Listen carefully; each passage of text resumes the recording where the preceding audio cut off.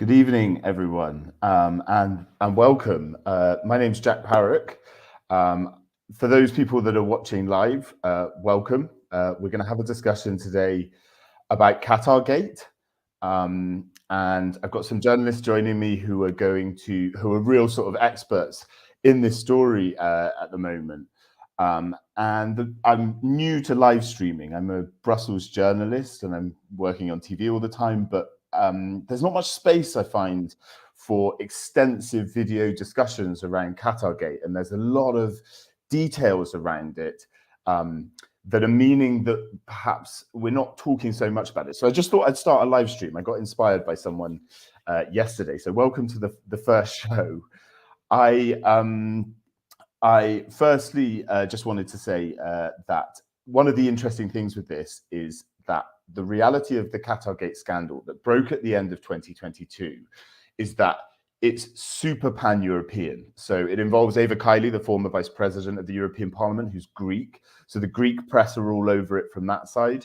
There's a huge amount of Brussels press going on it. So Knack, Le Soir and La Repubblica, they have a sort of thing going on. They're doing loads of great scoops. Politico's all over it here. And there's tons of press going on in Italy, where Antonio Panzeri, the former MEP that's right at the heart of this, and his assistant Francesco Giorgi have massive links.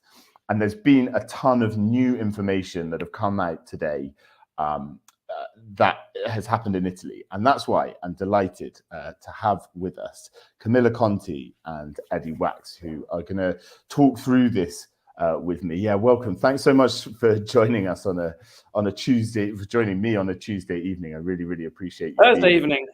Thursday evening, there you go. Thursday evening. Who Even knows in these Italy. rules? Yeah, exactly. So I think we'll keep this conversation relatively esoteric. We're not going to sort of break it down from the beginning, but I want to start from what has happened in Italy over the last few days, because there's been a real shift to Milan. And Camilla, can you tell us, firstly introduce yourself and just tell us a bit about what has happened and what's going on with your reporting from Italy? Okay, first of all, good evening to everybody who is listening, and good evening to Eddy, and good evening, Jack. First of all, I wanted to say two things. I'm sorry for my English. It will be not proper or perfect. I'll try to do my best. You're and wonderful. The second one, that in this story, I'm not alone. We are following this story since a lot of months. I've been involved in this story in the last 6 days. We are working as a team. We are a team of about 4, sometimes 5 people following this story during the month. And I'm a financial journalist, so I was involved just to follow the companies who were involved in this story. But the main journalist at the top of this team is Giacomo Amadori, and he's not with us this evening because he was very busy. And he brought the most big scoops of this story in Italy. Tell us what happened. Yeah. One of the scoop is the scoop about Equality, which is a company, an Italian company. The name is Equality SRL. It's a kind of company in Italy. And it's the company that Panzeri and Mr. Giorgi, who was helping Panzeri in the European Parliament, was making affairs through before the other NGO that was related to Mr. Panzeri. It's very difficult to understand the story if you don't know what's back. So I'll try to do my best. We started from this new. I read just the title of our article. The title was "Giorgi gave a fake NGO to the Slovenian bartender companion of Panzeri." So I'm going to stop you just for our viewers. This is one of the big issues with Qatatgate, is the networks and the reporting is getting so diverse. Initially, it was just like a few MEPs, and now there's people in Italy, a Slovenian bartender, there's a Turkish lawyer and stuff. So tell us about what Georgie, we're going to get into all of them, but tell us about what Georgie did. Yes, you were right. It's pan-European, also not only for the journalists that are following the story, but also for the people who is connected to this story. And now there's the Turkish map that we are following. That's really, really interesting. So the story about equality is connecting a lot of people. Pier Antonio Panzeri, which was the member of the European Parliament, and then his old assistant, Francesco Giorgi, who spoke a lot. And he is like not a pentito. I was reading, Eddy, before starting the connection, an article of Jacopo Barigazzi that I know because I worked with him a lot of times ago in a financial newspaper in Italy. And he wrote an article for Politico about the Italian pentiti, the Italian way of managing the inquiries and the judiciary's cases. So let's stop there and break it, because this pentiti is the agreement that Panzeri has made with Belgian authorities to cooperate with them and tell them how the corruption ring works. Exactly, to have less penalties. So they are starting to speak, and even in Italy, everybody, also some politician, is very worried because they are starting to speak.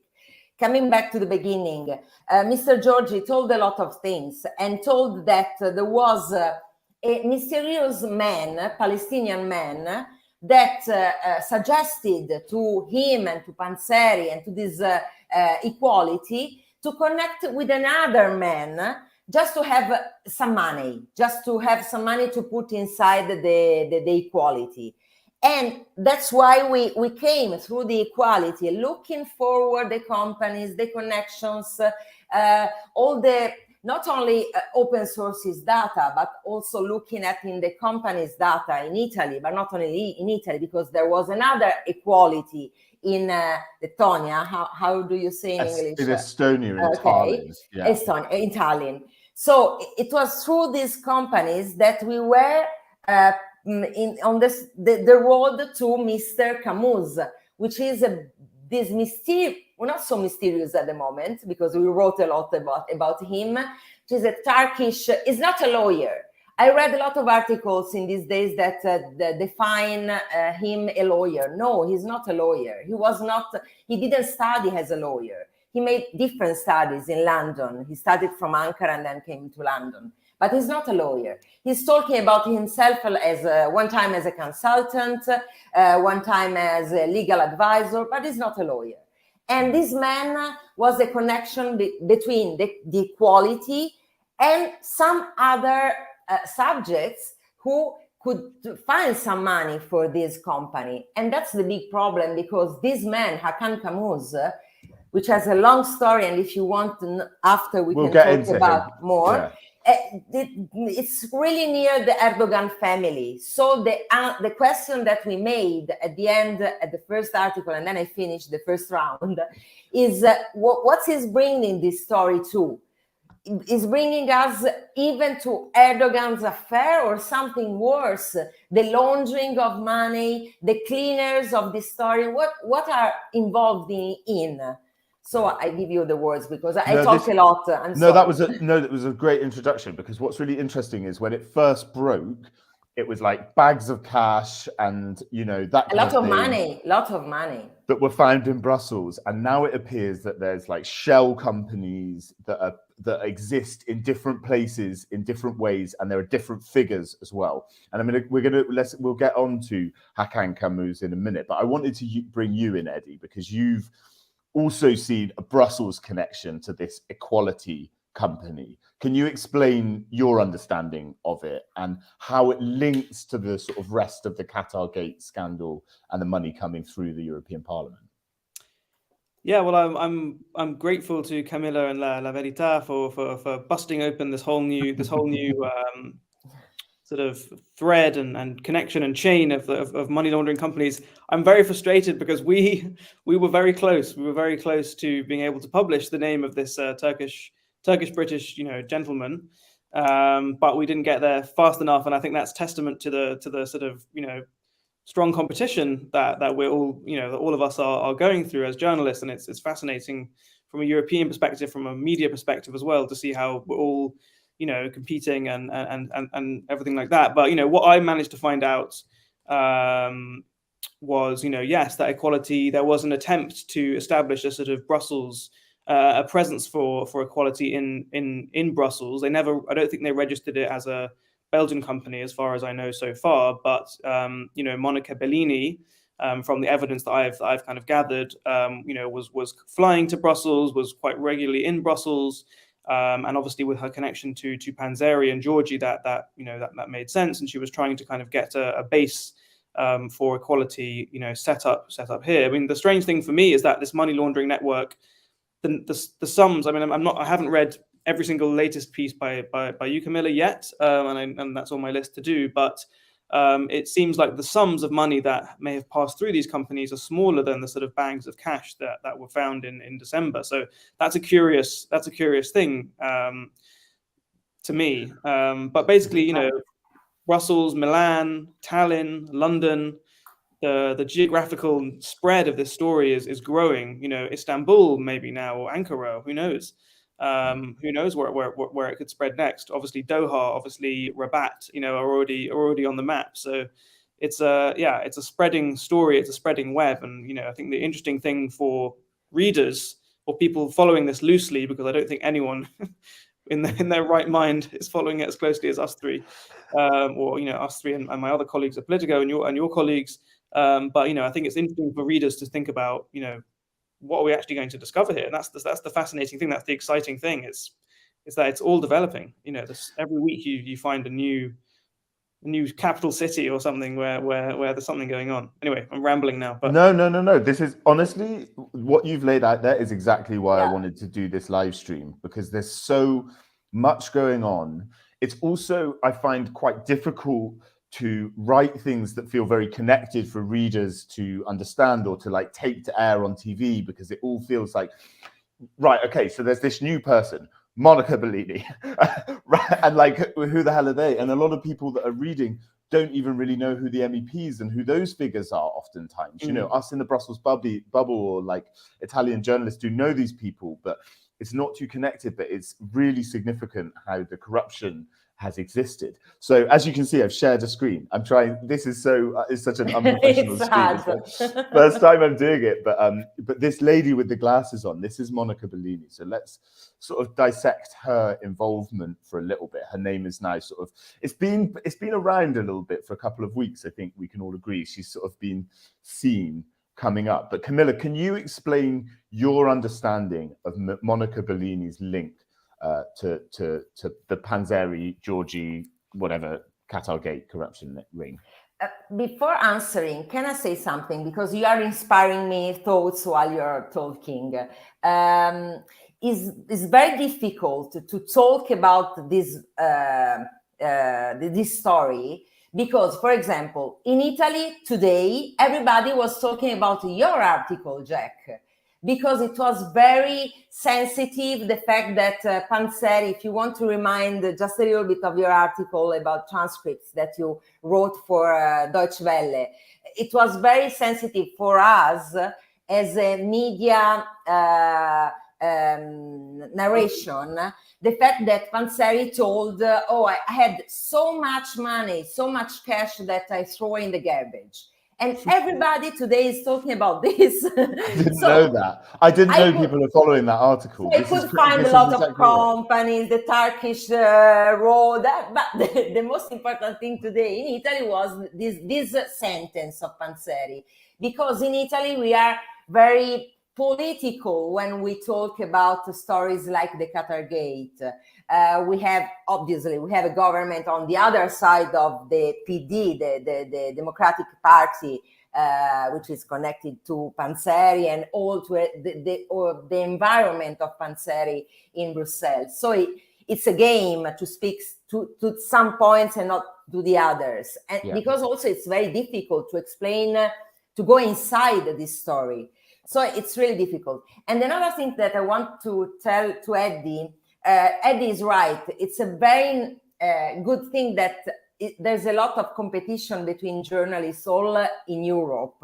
And it's very nice, not only because it's a competition that is very smart and pushes you to make better and better, because you know that lots of other people are on the same story, but we can transform this competition also in a value. I mean, sharing information. That's why this morning I called Jack, that I didn't know until this morning.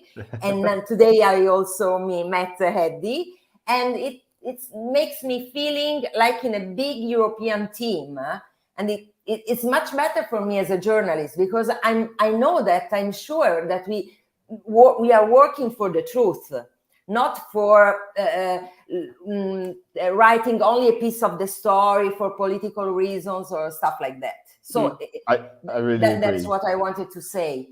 There's a lot of respect at the journalists, exactly, I think, because it's so dense and difficult and so. And we have one problem more, that we write in Italian and anybody knows Italian outside Italy. So for you it's easier, because Jack, Eddy, you write in English. The Italian newspaper, Jack, you didn't know anything about our articles until I translated it to this morning and I send it to you. 100%. And it's very hard for us to That's show that we are working. You inspired me to do this. Let's get talking about it. So let's go to. I'm sorry because I talk a lot. And so Monica Bellini, according to investigators, it's the how do you say in Italian is commercialista, the girl of the money, of the counts. The counter, and she was arrested at the end, if I'm not wrong, right? At the beginning, she also spoke with a lot of television before being arrested. So just telling, no, I don't know anything about this story, I'm outside. When we discovered the story about equality, and Guardia di Finanza, the financial investigators in Italy, started to follow the story of equality, they understood that the role of Monica Bellini was really much more complicated and was really much more linked to Panzeri's affairs. So I have here, I can't show because it's in Italian, but it's the informativa of some papers of the investigators in Italy. And it's really interesting because they made some scheme between people, between the Panzeri, Giorgi, and Bellini, but also between companies. And it was like a little world was moving about around these people, which was not only Monica Bellini, but also the little studios, little companies linked to her, through which she had to manage this money and to pay also the money when the money came in to put out.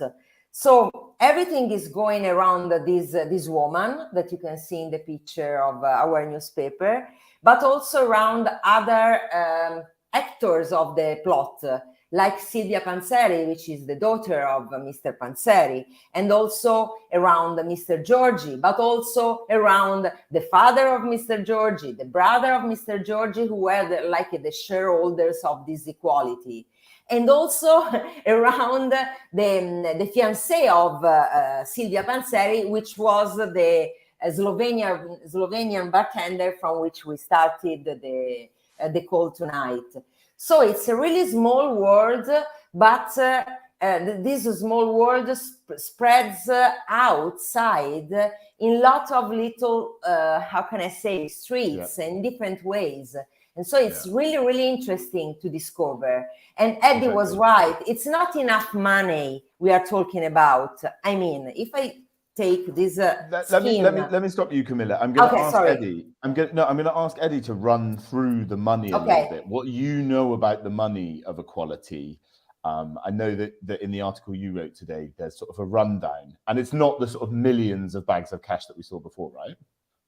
No, it's not. It's around, it's about a couple of 100,000, I think. But this article that came out today, it's it's not to do down my employer or us, but we are a couple of steps behind, I think, at La Verita, but we're trying to put forward our own historical kind of path bit by bit. So we're maybe moving at a slightly slower pace, but essentially, and this won't be news to Camilla at all, but in 2019 they registered an annual revenue of 240k, profits of just over 100,000. So if this is all money that's laundered, and I don't have proof of that yet, and maybe we'll never get it, but it doesn't see then even if that's true, that's not a huge amount of money, considering that basically 1.5 million in cash was recovered in the first few days of the whole operation by the Belgian police. So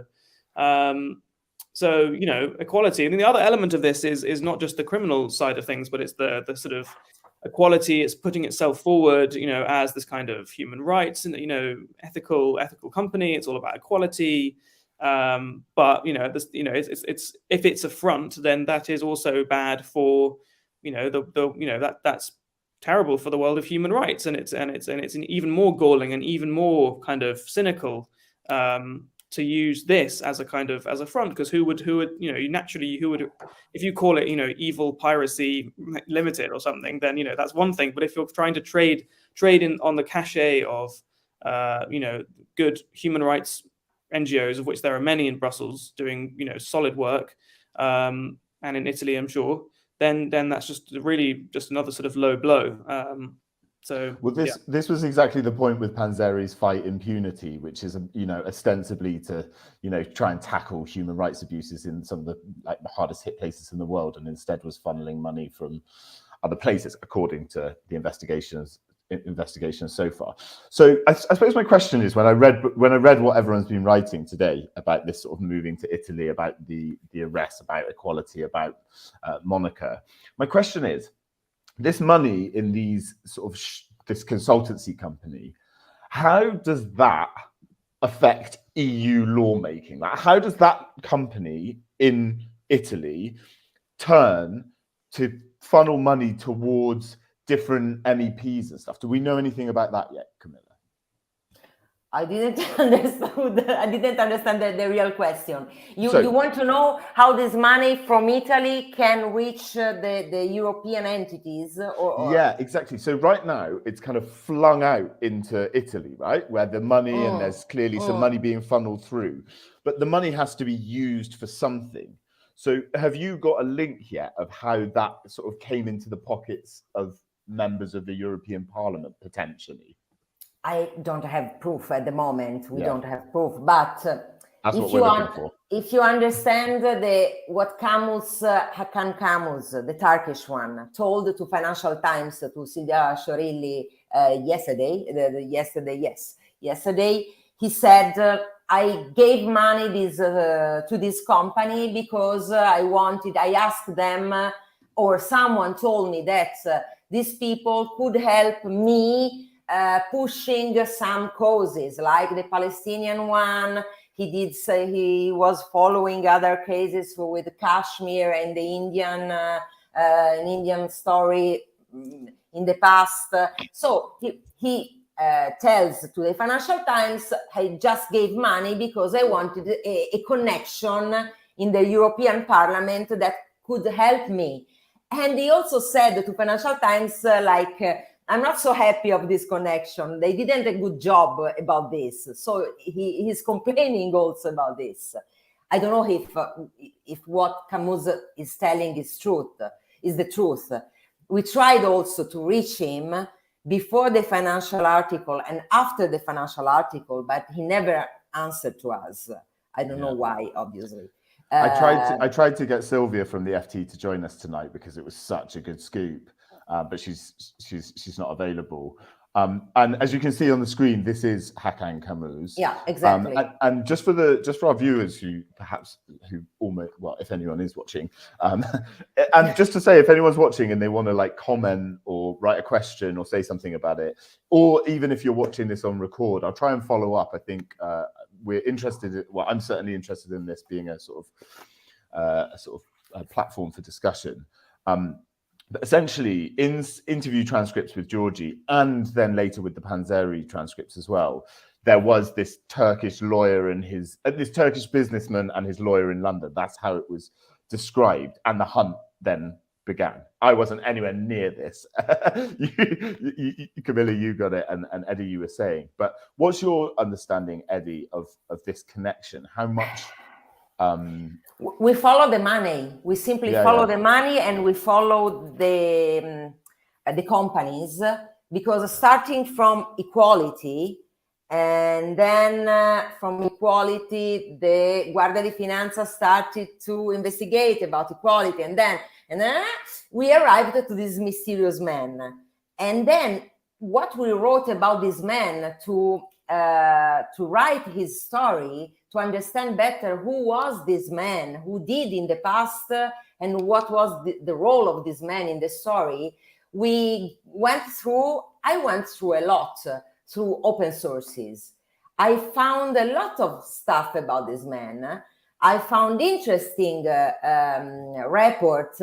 One in particular was written by Disinfolab, which is a kind of onlus who makes reports and investigations about, it's an independent society that makes this kind of investigations. Because they understood that there was something strange about this man when he was following this cause, this, how do you say in English, trial against Indian government for Kashmir people. And it was a strange guy with a strange companies behind him, because he was always opening a company and then closing and then changing the name and opening another one. So strange movements. If you go through this, the story of this man, it's really interesting. Not only because he's opening and closing companies, always because different companies, but also strange companies. For example, a company in London that was that had in the shareholders also the one Turkish minister, Sismuk, if I don't make mistake about his name. And it was really interesting, because when you go through the story of Hakan Kamuz, you always keep in touch with Erdogan families, the Turkish government. Even if you hear some video of Kamuz, there's a lot of videos all around. When he speaks, it seems that he's speaking for the government, defending the government, saying that Erdogan is a good boy and is making good things. So that was strange.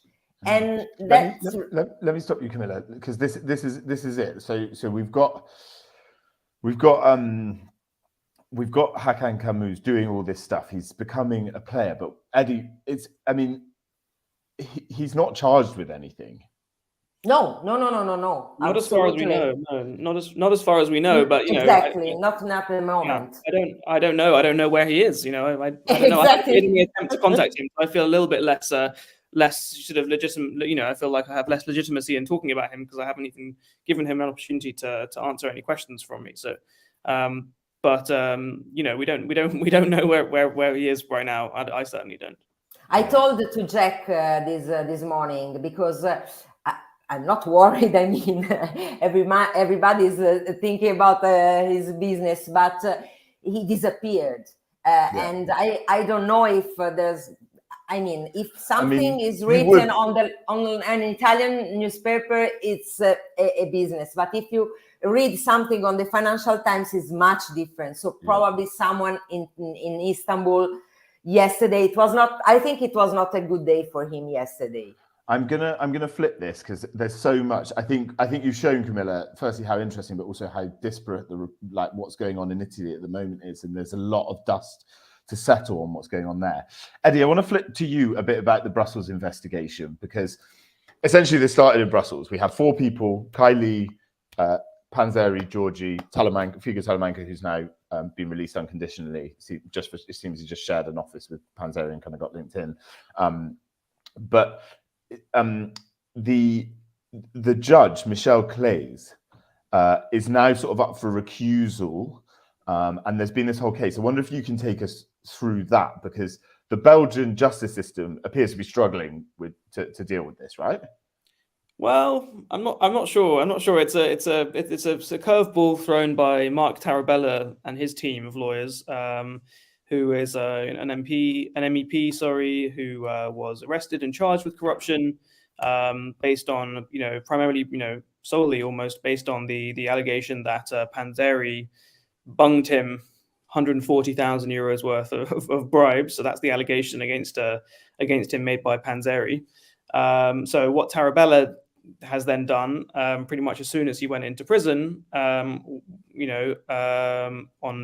these preliminary charges, has said that the judge, the investigating judge, who really is the kind of main figure here on the Belgian side of things, is biased, is biased against him, and that's his team says that's based on a particular line in one of the legal documents, which says where he's reading it, the lawyer, the Tarabella's team is reading that and saying this proves, saying that these are suspicious activities. I think the word is suspicious. That proves that you're kind of harboring a bias, and you're kind of already inclined to believe that my client, Mr. Tarabella, is guilty. So then that's really put a lot of sand in the gears and slowed things down, because Claes has to fight back against that. He has to prove that he's not biased. But my personal kind of feeling about this is that it is a bit of an attempt to kind of drag things out, or just kind of put a bit of a spanner in the works. And I don't see how a judge who's built a case over many months and basically is the kind of figurehead of it can really be sort of swept aside by this kind of strategy. But I don't know. It got pretty vicious in the court the other day, though, right? There was some pretty stringent arguments. Yeah, of course, and because we're talking here about people's freedom, and we're talking about a well-respected MEP, I think, well liked, very kind of an MEP who was seen as a cheery figure. He even kind of went around the parliament last year with Saint Nicolas, like handing out presents. So he was someone who had a lot of friends in the parliament. People thought well of him, and suddenly he's deprived of his freedom and stripped of his legal immunity, and his reputation is really facing a huge barrage of attack. So of course, he's gonna give it all he's got and try everything he can to kind of disrupt disrupt this full frontal assault against him. But of course, we haven't really even mentioned, the other MEPs who are, the other MEP who's in prison, which is Eva Kaili, and she's been there longer than as long as Panzeri. And as long Georgie's out. Georgie's out on a tag. Exactly. Which seems quite inexplicable with the other two remaining in prison, no? Yeah, but I suppose I can only speculate, but I sort of think from people I'm talking to and my colleagues as well, who are much more following I'm following more the sort of European politics ramifications of it now, as well as trying to keep on top of the case. But basically, it seems like Georgie has talked. We've all read a lot of his testimony in sort of leaked documents and things. He seems like he's spoken up a lot. Whereas I would imagine that Kaili, we know Kaili is still protesting her innocence through her lawyers. So I think that the tactics of Michel Claes are pretty obvious here. It's if you keep saying you're innocent, and if you don't reveal, you don't play the game and basically cave in. And tell everything and admit that you're guilty, which maybe she isn't, but that remains to be seen. Then you basically get stuck. You stay in pretrial detention, and that has ramifications for her child and for her, obviously. So that seems to be the tactics. It was interesting for me when I saw that when Panzeri was arrested early on, and then after he made that kind of plea deal, that was when the charges I think were dropped against Sylvia and his wife. So it looked like there was an obvious sort of agreement there that the part of the deal would be that Panzeri's relatives would be kind of left alone. So those are the sort of negotiating tactics of Michel Claes. I think it's obvious to see. Exactly. I think that there's a really useful piece of context. Also context that Eva Kaili and Francesco Giorgi share a child. The child that is there to be looked after is of both of them. And that just makes a sort of real family, issue. And it's that side of things is really difficult as well. And it's not. Nobody's like, Nobody's likes reporting on that kind of stuff and seeing that kind of thing happen. I agree. So we've talked there a little bit about the Belgian case. It's ongoing. As we say, we just basically get information that either the person is going to be released or not. Either they've claimed for release or not. And then the other case is whether Michel Claes should remain the judge in the case. And at the moment, like, he's there. So a lot of these legal and investigative things have been Brussels based right now. But Camilla, I wonder if you can give us a rundown of where do you think, I mean, as you said, Monica Bellini's now been arrested. What's happening in Italy as far as like a legal investigation against this? And do you know about the cooperation with the Belgians? No, I would like to know. I don't really know at the moment because it is too soon, and for the second reason is that I'm following the other side, the financial side. My colleague Giacomo is following the most important part, so the part that is related to your question. So I can't answer to you now at the moment.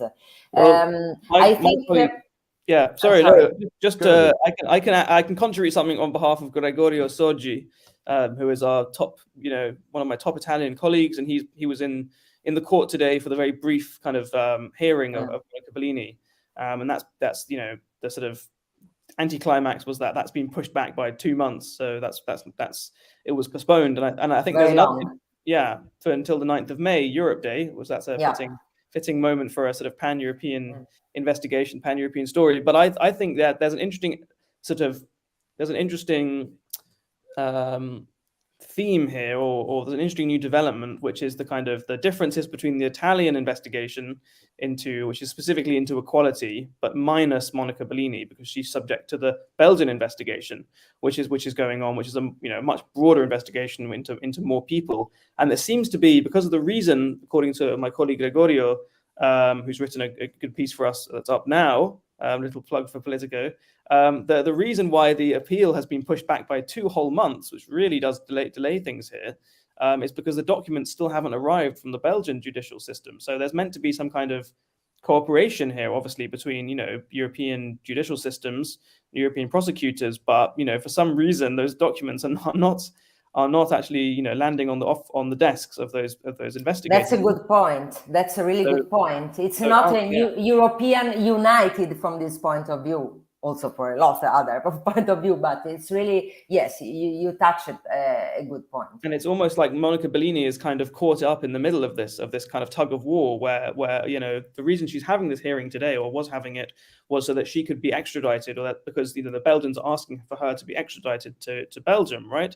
But I mean, does she, she may have connections to Belgium, but she's an Italian citizen by all accounts, and why shouldn't the Italians, put her on trial in Italy? So I suppose that's a fair question, and it's really interesting, the kind of the sort of pan-European politics of all of this. You've got an Italian MEP, a Greek MEP, an Italian assistant to two Italian MEPs, but they're all living in Brussels. So is it an EU? Is it an EU scandal? Is it an Italian scandal? Is it a Greek scandal?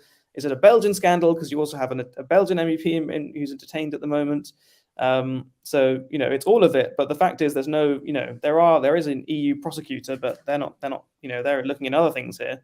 So it's it really is a patchwork of different judicial competences, exactly. And there's a bit of a tug of war where it looks like Monica Bellini is kind of being pulled in one arm by Italy and pulled by the other arm by Belgium. That's going to be one of the things. Where does she? It's the same level of journalism now. The patchwork is the problem. Yeah. That you have to cherry picking and put together every element, and it's the same problem. And I think even having this discussion, I hope you guys don't mind me saying this, it's really reflective of how my brain works when I'm reporting this. I'm like, oh yeah, but that thing, but that thing. Exactly. Does that matter? Is that important? Does that come in here? And most stories, I don't know, when I'm writing, you have to focus on one thing. So Panzeri and what he did, Georgie. I've seen what your article today, Camilla, was kind of about Camus and what's going on there, and you just kind of have to do that. And even your articles are super long in a very nice way, as in super informative for La Verita. But even then you don't have enough lines and words to go through it, right? So one of the things I think that I wanted to, well, do you know what? We've got a question, so let's talk about this. Can I say just a short thing relating to this last part? For the first time in our newspaper today, and so tomorrow, we will publish an article about this story with a lot of interesting, if you want to see you tomorrow, about the Palestinian guy, which perhaps is not Palestinian. Spoiler. And for the first time, we had 3 names to the top of the article. It was the first time for our newspaper. It's not normal for us to write 3 names. Mine and the other colleague, because we have to work in a team for that reason that you told before, Jack, because it's a patchwork even inside our newspaper, our office.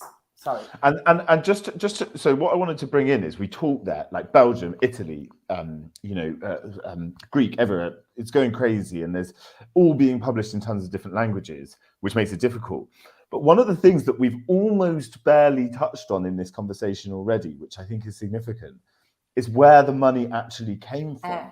So the Qatari authorities deny any involvement. The Moroccan authorities, Panzeri says he started in 2014 a relationship with them, and the money, like 50K each for him and Georgie for a bit. Then Mauritania through 2019, and it lasted a year. All of the governments deny any involvement if you can get them to comment on it. So I wonder whether you think perhaps a swerve towards the investigations of where that money was coming and what they were trying to do. My question is, are we too focused on just the networks in Europe, or is this where we should be focused, Eddy? Well, obviously not. It takes two to tango. It takes 2 to be corrupt. You have to have you have to have people on the other side who are willing to take the risk. And I think in some ways, yes, the EU and the Parliament and certainly these MEPs and these people have taken a reputational, taken the reputational damage. But I think it hasn't been good for Qatar. It hasn't been good for Morocco either, with all these allegations. And I think if you're a Qatari diplomat or a Moroccan diplomat in Brussels, then life's very difficult for you at the moment. People are probably not willing to meet you. People are not setting up meetings for you.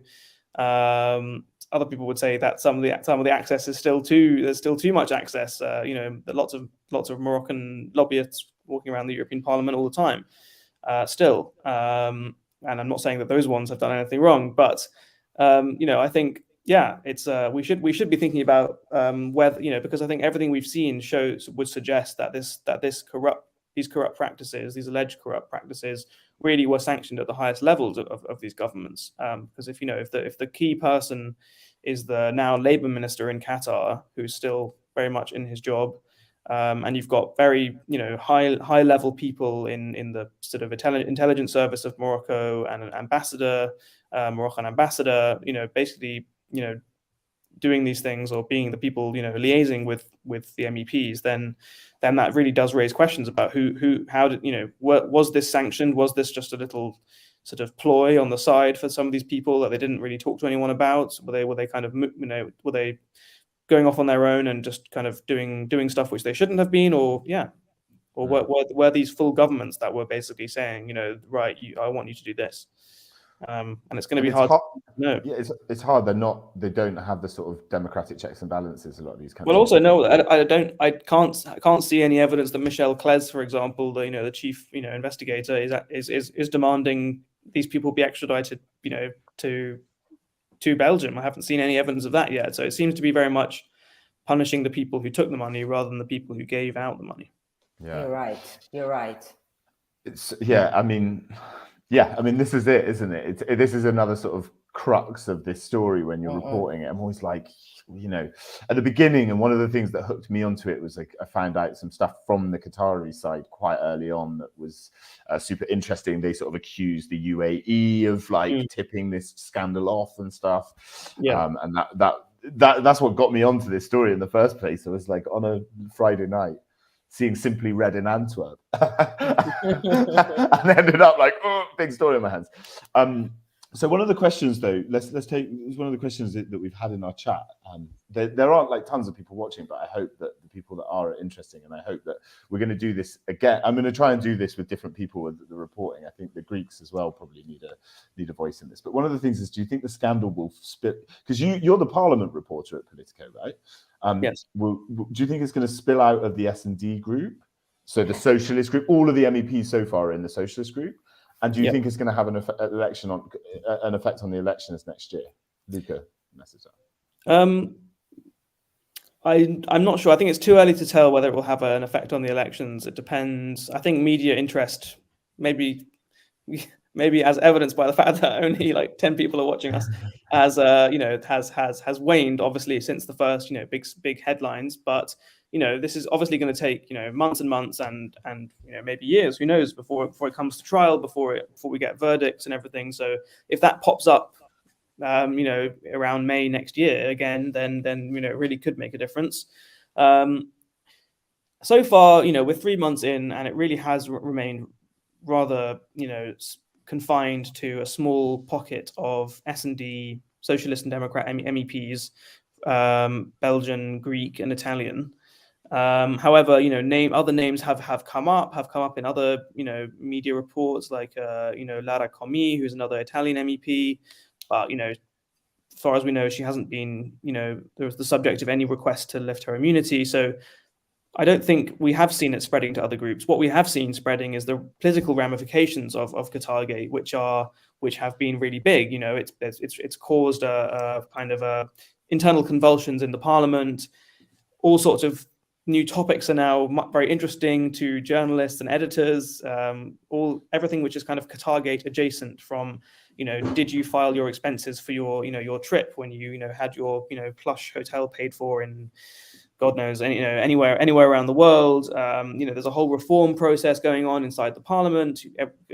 Touching everything from badges for former MEPs to I don't know, the kind of different committees and how they work on human rights, legislation and things like that. So I think Qatatgate has been the theme of Parliament, certainly for me for the last 3 months. That doesn't mean it's all about the pure kind of criminal investigation. It's because it's put a spotlight on transparency, on integrity, on anti-corruption. There's now a whole committee that's kind of been transformed into a post-Qatatgate kind of committee.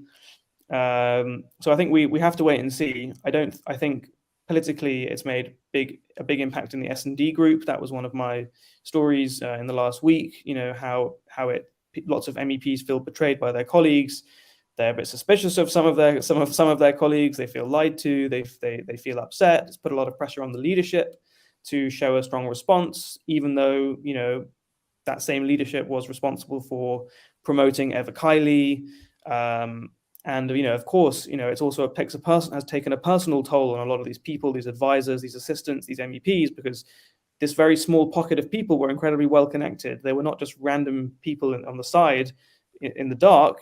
Some of them were discreet figures, but others, for example, like Francesco Giorgi, seemed to be very sociable figures with lots of friends and not going on holidays. And so everybody seems to be touched in a personal way almost by this scandal.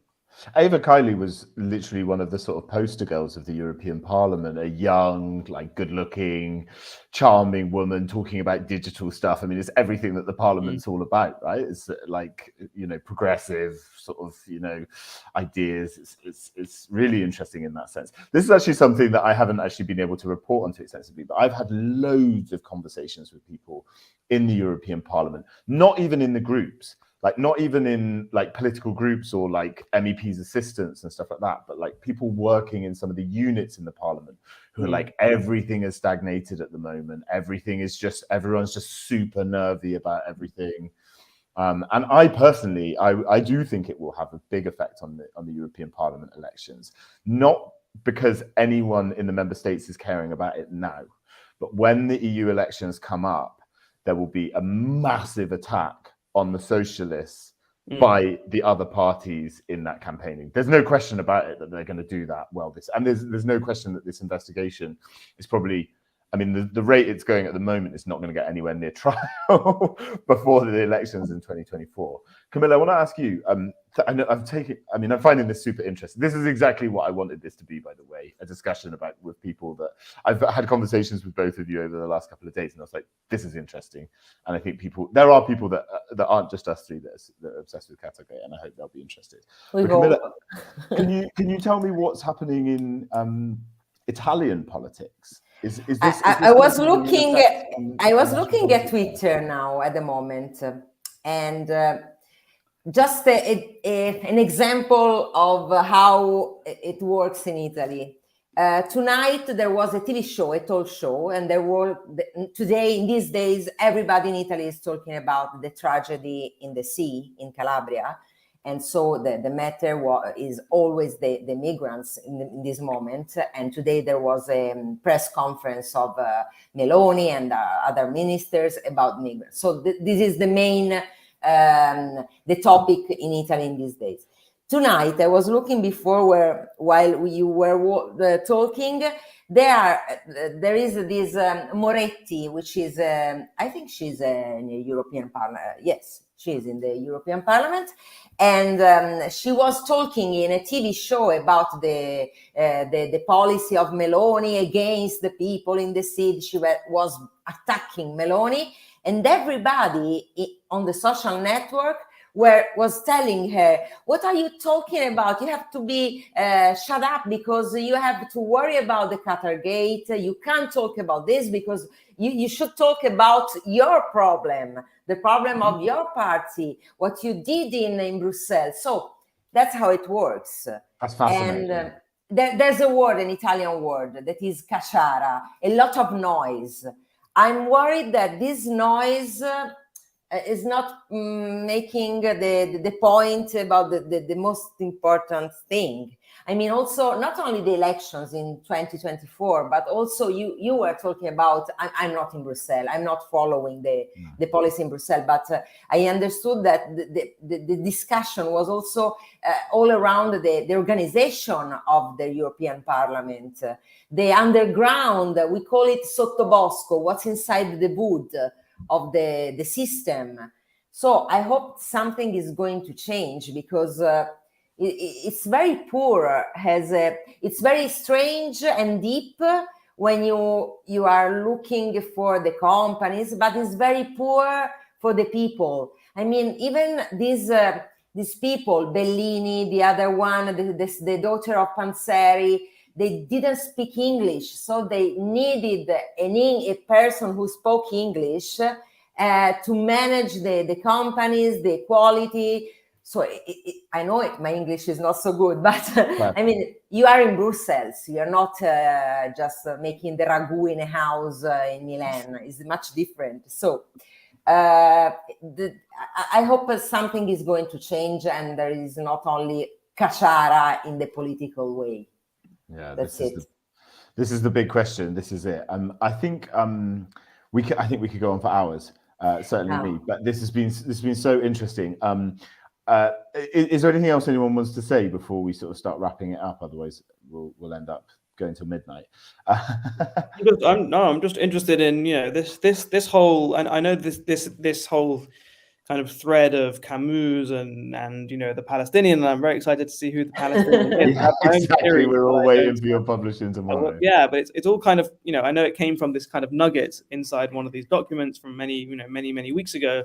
There's so many other little nuggets, and I just wonder what else might kind of open up at some point, whether it's in a week or in a month or in 2 months, and yeah, it's just so fascinating, the crazy complexity and the crazy lives and what these people have experienced. I mean, I want to speak to all of them. I want to be in the room with them, and I want to say, guys, what must it be like to be you? We mustn't lose that humanity. I'm not saying that they're innocent or anything. We don't know that. But these are people who made decisions after decisions after decisions for years. And I think we are now unpicking those decisions, bit by bit, and getting into the psychology a little bit.